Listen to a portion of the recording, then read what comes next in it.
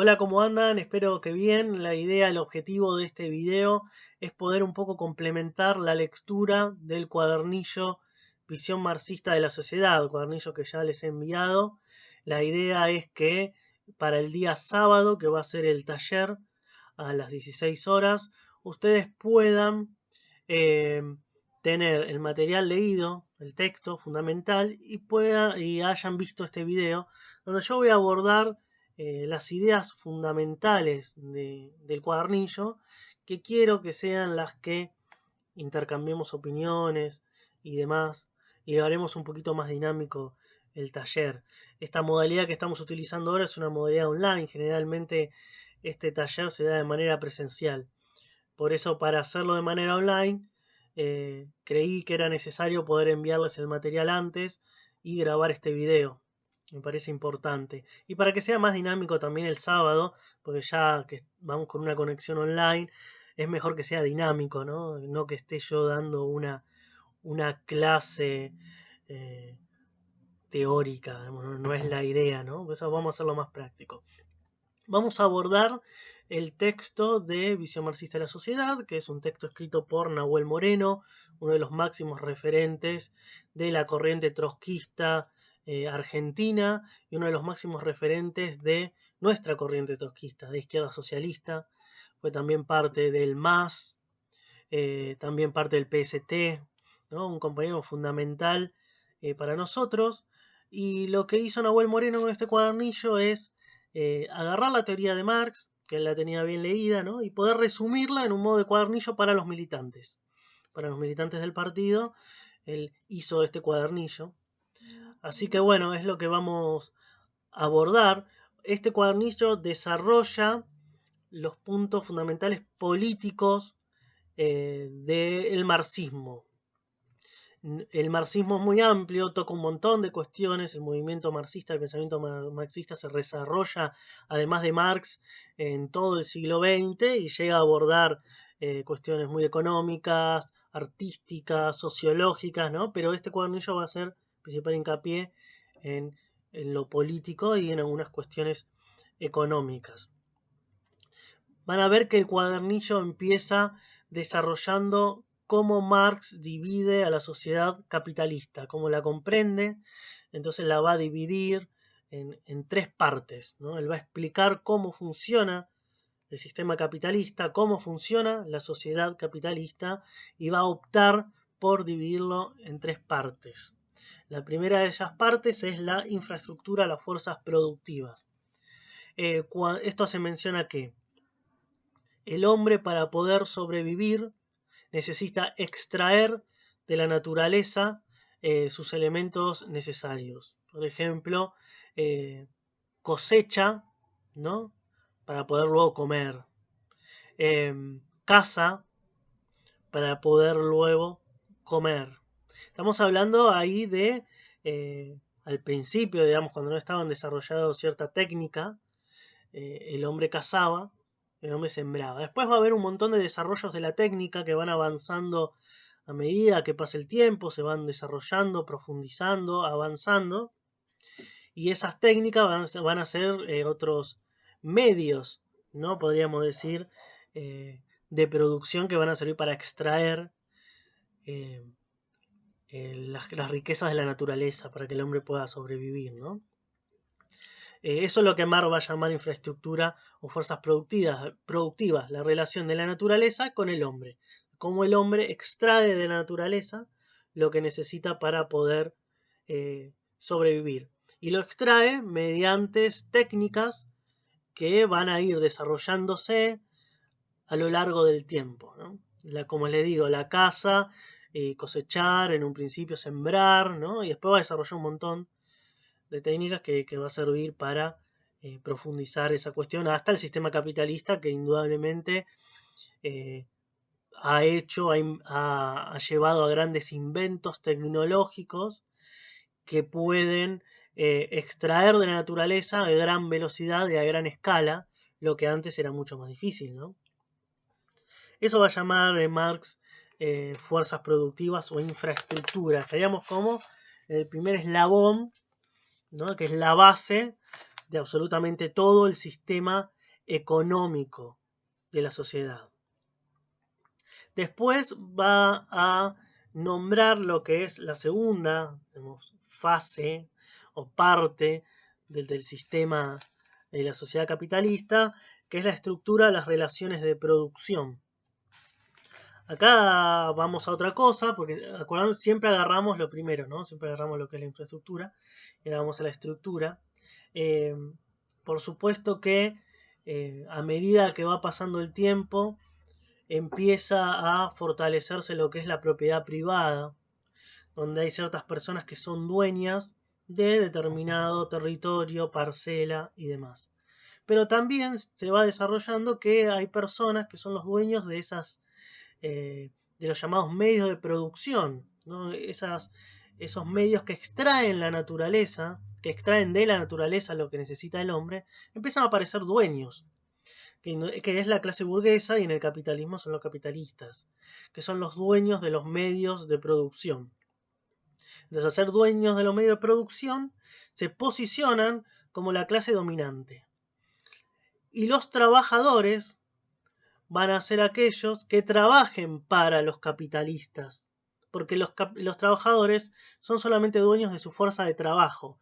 Lo que pueden ofrecer es su fuerza de trabajo para extraer de la naturaleza, pero no tienen los medios. Entonces ahí empieza la gran división, que en realidad siempre existieron las divisiones de clases, pero en el capitalismo la división va a ser entre la burguesía y el proletariado, los trabajadores. La burguesía, los capitalistas van a ser los dueños de los medios de producción, y los trabajadores son los que van a ofrecerle a esos dueños su fuerza de trabajo, porque es lo único que tienen para ofrecer. Por ejemplo, un dueño de medio de producción es el dueño de una fábrica, que a través de ese medio de la fábrica puede producir, ¿no? Pero el trabajador no es dueño de la fábrica. El dueño de la fábrica es el capitalista, ¿no? El burgués. Entonces va a contratar a los trabajadores, va a contratar su fuerza de trabajo, ¿no? Y es lo que los trabajadores van a ofrecer y les va a pagar por eso, ¿no? Pero obviamente, acá está la cuestión muy marcada, que a veces le pagan lo que quieren, no le pagan lo que realmente vale el valor de su trabajo. Ahí se mecha lo que es el concepto marxista de plusvalía, ¿no? El capitalista, el patrón, le paga solamente cierta cantidad de horas, pero no le paga todas las horas que en realidad produce el trabajador. Entonces siempre el patrón se va a quedar con una ganancia, ¿no? Que no le paga su totalidad de horas de trabajo al trabajador. Entonces ahí saca su gran ganancia, ¿sí?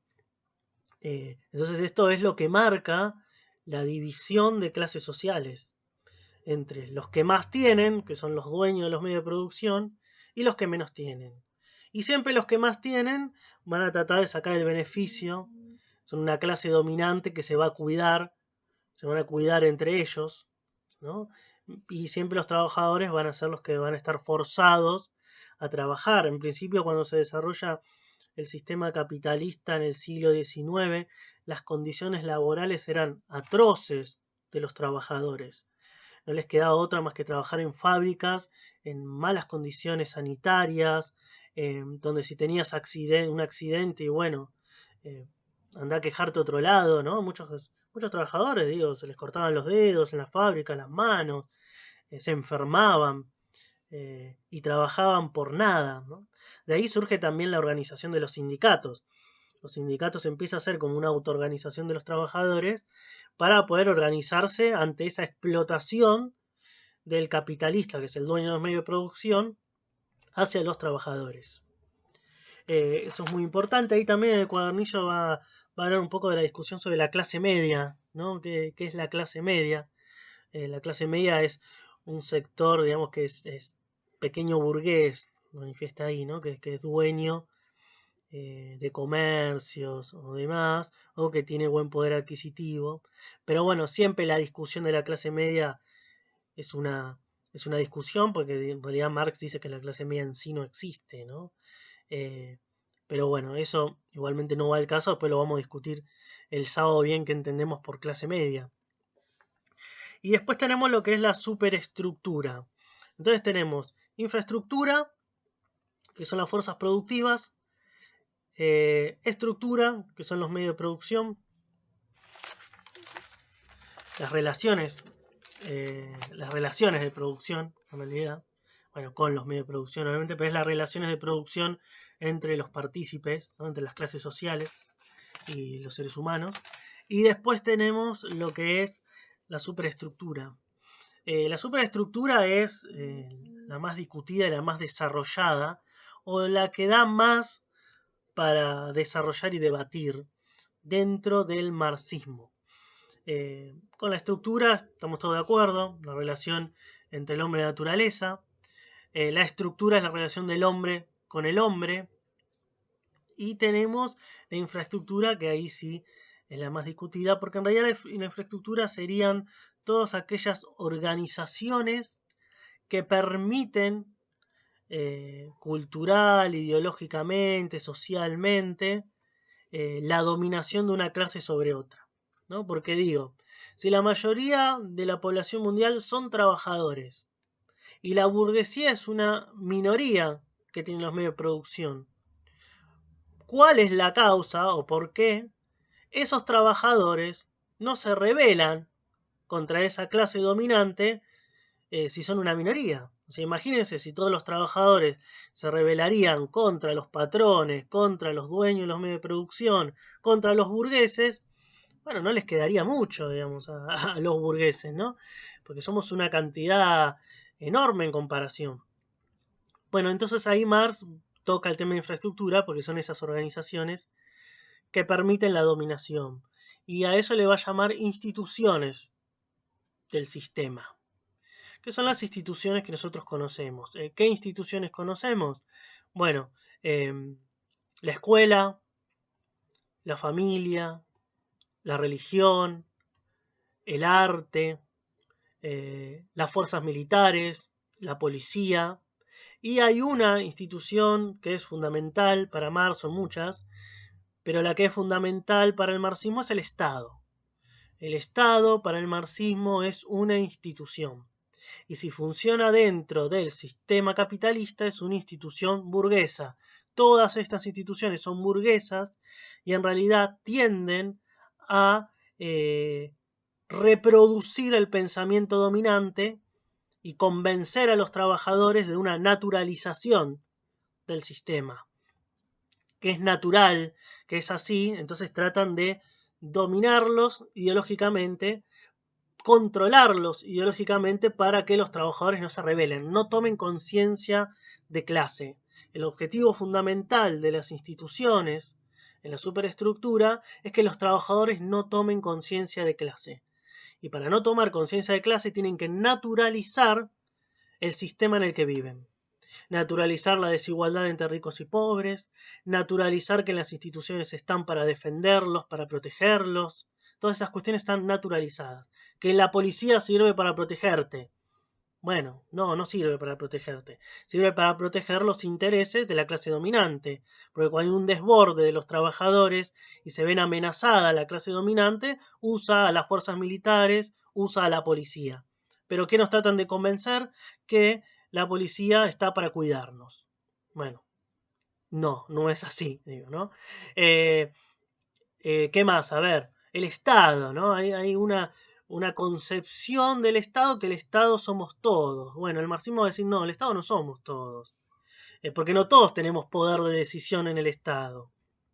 El que tiene poder en el Estado es el que está presente en el Estado. Entonces dice, bueno, el Estado en realidad, el marxismo va a decir que es un aparato burocrático de la clase dominante. El Estado está al servicio de la clase dominante en un sistema capitalista, ¿no? Después vamos a entrar en otro tipo de sistemas, ¿no? Pero en el sistema capitalista el Estado es funcional al sistema. Entonces, ¿qué significa ser funcional al sistema? Funcional a mantener la diferencia entre clases sociales. Que los ricos sigan siendo ricos y que los pobres sigan siendo pobres. Que los trabajadores sigan siendo trabajadores explotados y que los burgueses sigan siendo los dueños de producción y que sigan teniendo sus ganancias. ¿Se entiende? Porque la clase dominante burguesa es la que domina el sistema. Entonces domina sus instituciones. Esto va a decir el marxismo, ¿sí? Eh, es muy importante esta cuestión. Pero, y acá viene la cuestión, eh, Marx y Engels lo dejan bien en claro, que en realidad en la superestructura puede haber una lucha. Porque si no, si todos decimos que está dominado por la clase burguesa, por el capitalismo, estamos viendo como una cuestión mecanicista economicista, ¿no? Que bueno, como todo depende de la infraestructura y de la estructura, y eso ya hay una desigualdad entre clases, entonces, bueno, ¿para qué vamos a pelear en la superestructura? Ya está, rindámonos, tiremos la toalla y no luchemos, ¿no? Bueno, el marxismo va a decir que no es así, que no es totalmente mecánico, sino que justamente la superestructura es donde se da la lucha ideológica y la lucha política para poder cambiar las relaciones de producción y poder cambiar el sistema en general. ¿Se entiende? Eh, por eso el arte sirve también como una forma de poder contraponerse al discurso dominante, ¿no? A la ideología dominante. En la escuela también uno tiene cierta libertad para poder desarrollar un pensamiento opositor al sistema.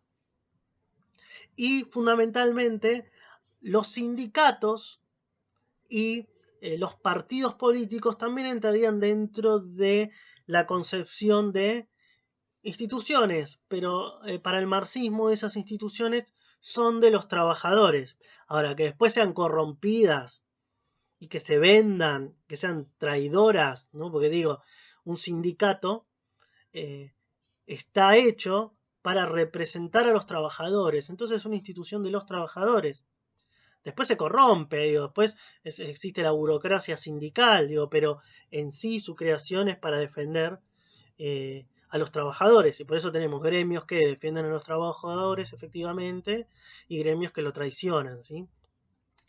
Después los partidos políticos también son instituciones para el marxismo dentro de la superestructura, y va a decir, obviamente, que hay partidos que son de los trabajadores y hay partidos que son de la clase dominante, ¿no? De los partidos patronales y demás, ¿no? Partidos que realmente representan a los trabajadores y partidos que en realidad representan, dicen representar a los trabajadores o representan realmente a los intereses del poder dominante de la burguesía, o son partidos que libremente, digamos, levantan su bandera diciendo son prácticamente de la burguesía, ¿no? Son empresarios y demás. Bueno, eso lo vamos a ir desarrollando el sábado y está bueno que lo podamos discutir porque yo tengo algunas preguntas disparadoras para ustedes para que podamos indagar sobre esto. ¿Están así? ¿No es así?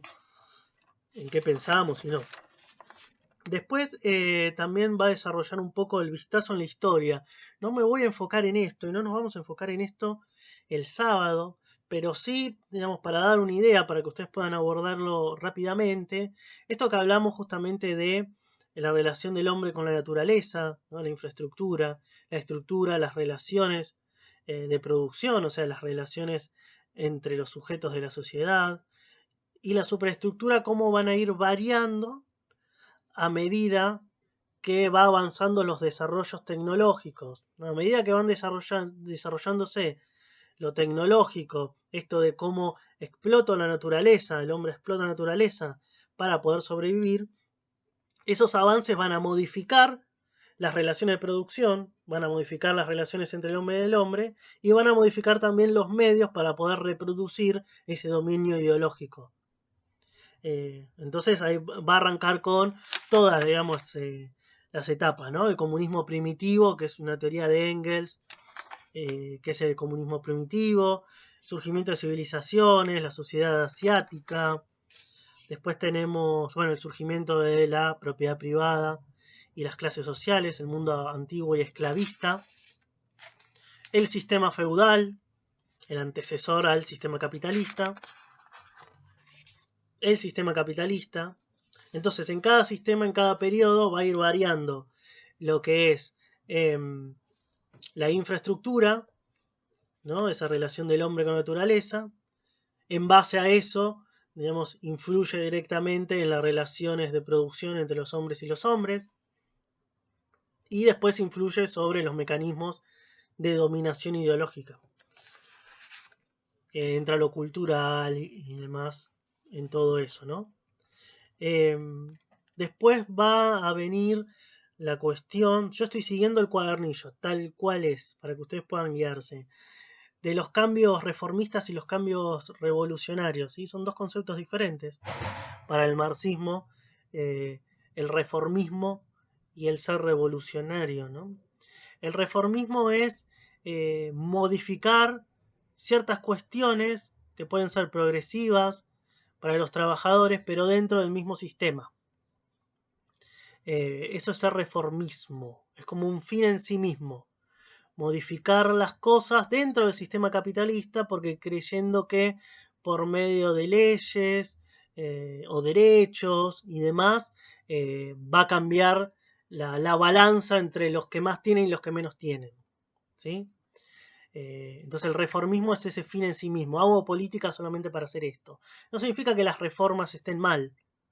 Todo movimiento revolucionario ha hecho reformas porque creen que las reformas son progresivas para que la gente tome conciencia de clase, ¿sí? Para dar pequeños avances, pero siempre son dentro del sistema, son conquistas dentro del sistema que en realidad tienen que ser utilizadas para profundizar la discusión, ¿no? Y la conciencia de clase para el cambio del sistema.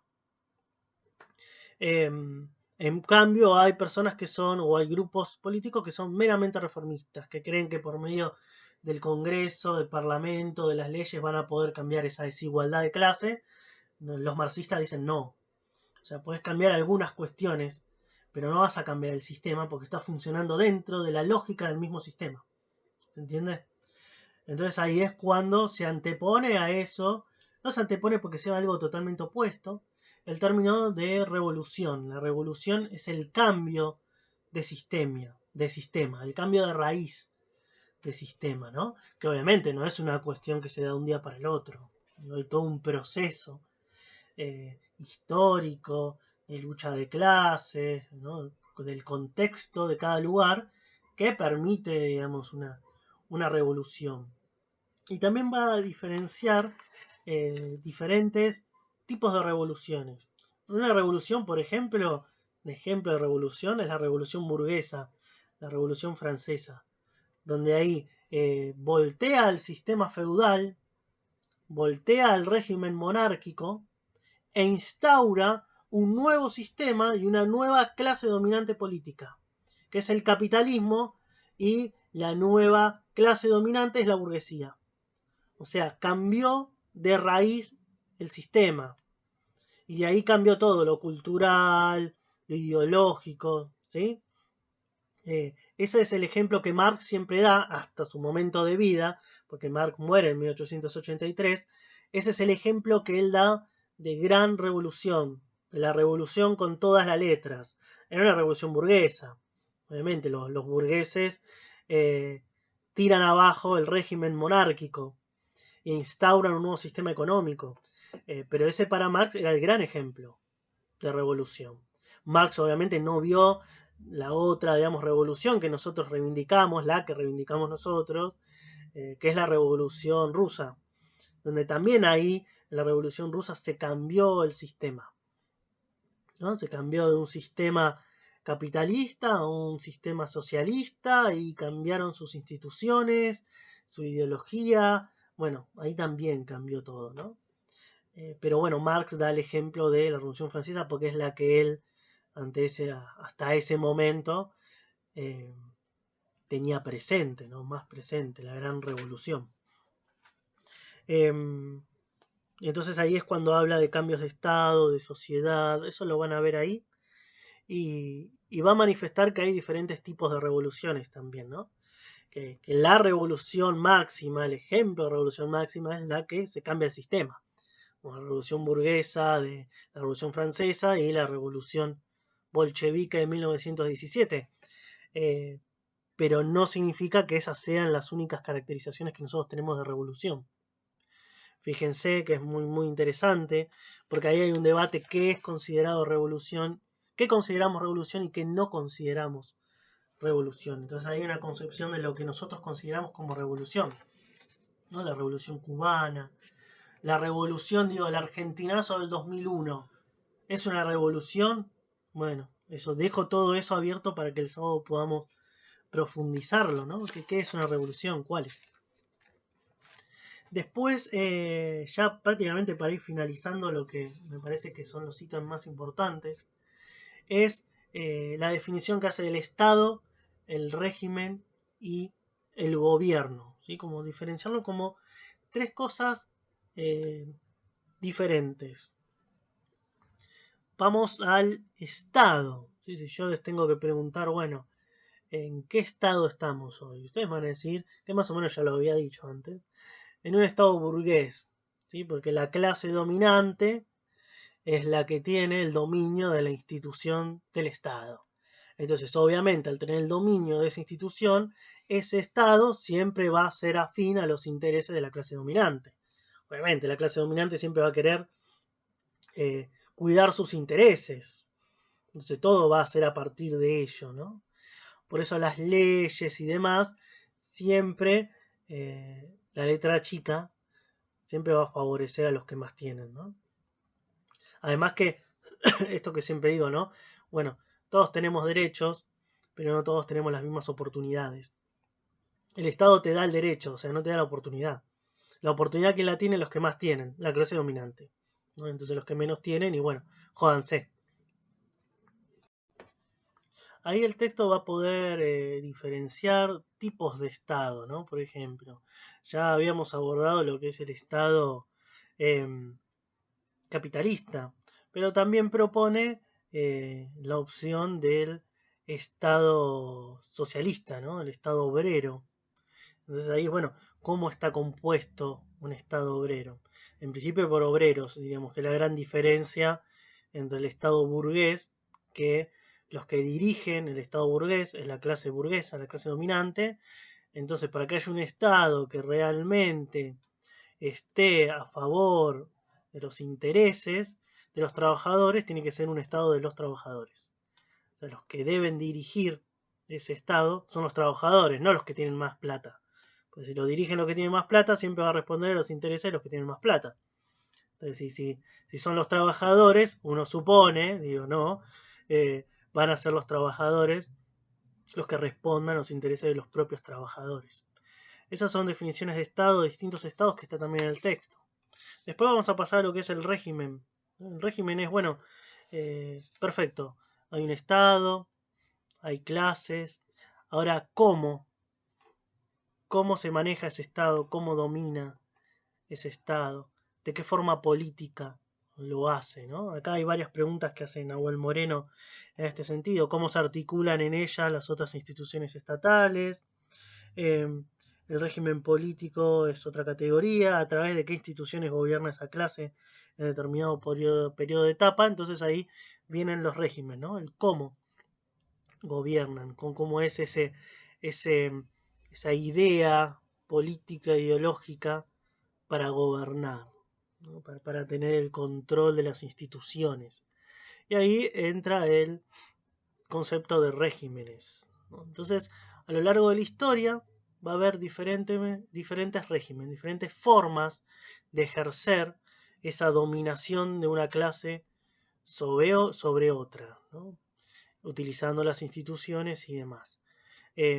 Eso va a depender a lo largo de la historia. Está, por ejemplo, el régimen monárquico, que era el rey, el que tenía, digamos, el poder político y estaba estructurado políticamente ese sistema a través de ese régimen, ese funcionamiento político.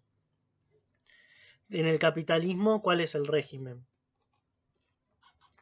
Hay diferentes regímenes en el sistema capitalista. En algunos lugares es el parlamentarismo. Acá en la Argentina nosotros denominamos que hay un régimen llamado democrático burgués. ¿Y por qué es democrático burgués? Porque lo domina la burguesía. Sí, es democrático porque hay elecciones democráticas y demás, pero la clase dominante sigue siendo la burguesía.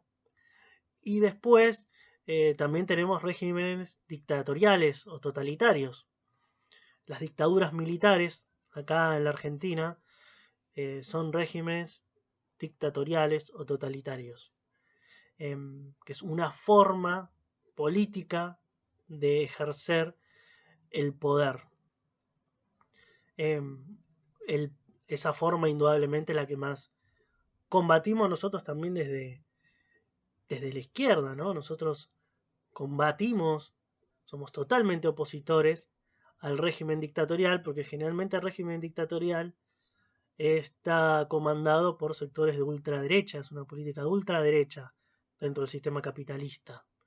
Y ahí siempre nosotros vamos a defender la democracia, más allá de sus errores o las discusiones que nosotros podemos tener con la democracia burguesa, siempre la vamos a defender ante la dictadura, porque siempre somos opositores a esa dictadura. Lo cual no significa que nosotros no discutamos y digamos que no es el sistema democrático burgués y que nosotros queremos, sino que nosotros queremos un Estado obrero, un sistema socialista, ¿no? Y el Estado democrático burgués es funcional a la desigualdad entre ricos y pobres, es funcional al dominio de una clase sobre otra porque lo dirigen los burgueses. Y obviamente nosotros nunca vamos a apoyar a la burguesía, pero siempre vamos a ser totalmente opositores al régimen dictatorial, a las dictaduras de ultraderecha que directamente arrasan con todo tipo de libertad política o posibilidad de manifestación política y que generalmente son regímenes genocidas y demás, ¿no? Como tuvimos acá lamentablemente las dictaduras militares en la Argentina. Entonces, y después, la que falta es gobierno. ¿Qué es el gobierno? El gobierno es quiénes gobiernan, cuáles son las caras visibles. Entonces tenemos un Estado, que es un Estado burgués, un régimen que es democrático burgués, por ejemplo, estoy dando un ejemplo, y el gobierno es quien, eh, quien está visiblemente liderando todo esto, ¿no? Es la cara visible. Eso significa el gobierno, cara visible que tiene nombre y apellido, son personas. Esa sería la diferencia entre Estado, régimen y gobierno, que para nosotros es fundamental esa definición y poder diferenciarlo, ¿no? Siempre va a haber un Estado, un régimen y un gobierno, dependiendo también del sistema en el cual está incrustado, ¿no? Metido. Si estamos hablando de un sistema socialista, bueno, el Estado, el régimen y el gobierno van a ser diferentes. Estamos en un Estado, en un sistema capitalista, también va a tener sus propias particularidades, ¿no? Pero bueno, esto lo vamos a ir charlando un poquito el sábado. En realidad estas son las ideas fundamentales que yo quiero que quede claro para empezar a discutir el sábado, ¿no? Después también vamos a adentrarnos en lo que es qué es una dirección revolucionaria para nosotros y cuál es el papel del partido revolucionario. Esto sí me gustaría poder charlarlo con ustedes, léanlo bien, a qué llamamos dirección revolucionaria, qué llamamos una dirección política nosotros y por qué nosotros creemos que lo que se necesita es una dirección revolucionaria. Cuál es el rol del partido, ¿no? Entonces cuando lean eso, el papel del partido, piensen en la diferencia entre los partidos políticos y piensen precisamente en un partido de izquierda. ¿Qué queremos que haga un partido de izquierda? ¿A dónde queremos que vaya? ¿Qué tipo de políticas? ¿Qué tipo de personas queremos que nos representen? Y demás. Pero sobre esas dos cuestiones voy a profundizar el sábado y vamos a intercambiar un poquito y abrir la discusión sobre este tema. Y me gustaría que lean también a lo último, una de las últimas páginas, hay algo llamado La anécdota del soldado de John Reed, de un libro. John Reed es un periodista estadounidense que es uno de los fundadores del Partido Comunista en Estados Unidos, y escribió un libro muy famoso que es 10 días que estremecieron al mundo, que toca, digamos, ese periodo de la revolución bolchevique, la revolución de octubre. Y hay una anécdota del soldado. John Reed es muy importante, después tiene un escrito también sobre la revolución mexicana. Después se los voy a pasar también, por si les interesa leerlo. Está bueno porque hace un trabajo periodístico y toma los testimonios. Está muy bueno, como una crónica periodística política. Así que bueno, lean ese también apartadito, la anécdota del soldado, que también la vamos a charlar un poco el día sábado. Entonces, a ver, redondeando, el objetivo de este video fue tomar algunos puntos principales de visión marxista de la sociedad, que les ayude a complementar con la lectura lo fundamental es la lectura, y dejo abierto algunos temas que vamos a charlar el sábado, ¿no? Como qué es la dirección revolucionaria, qué es un partido revolucionario, o qué idea tenemos nosotros de partido, de dirección, y la anécdota del soldado. Así que bueno, nos vemos el sábado. Chau, chau.